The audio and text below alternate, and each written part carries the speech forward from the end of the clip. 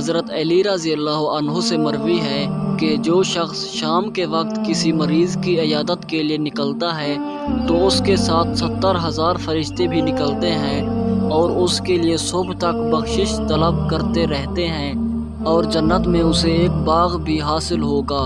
اور جو کوئی صبح کے وقت عیادت کے لیے نکلے تو اس کے ساتھ 70,000 فرشتے نکلتے ہیں جو اس کے لیے شام تک بخشش مانگتے رہتے ہیں، اور جنت میں اسے ایک باغ بھی حاصل ہوگا۔ سنن ابو داؤد، حدیث نمبر 3098۔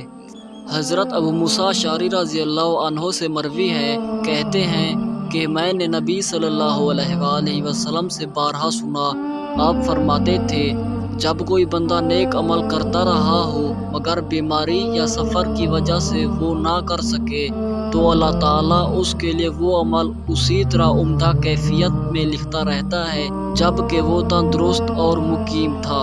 سنن ابو داؤد، حدیث نمبر 3091۔ رسول اللہ صلی اللہ علیہ وآلہ وسلم نے فرمایا، جب تم میں سے کوئی پانی پیے تو برتن میں سانس نہ لے، اور جب بیت الخلاء میں جائے تو اپنی شرمگاہ کو داہنے ہاتھوں سے نہ چھوئے اور نہ داہنے ہاتھ سے استنجا کرے۔ صحیح بخاری، حدیث نمبر 153۔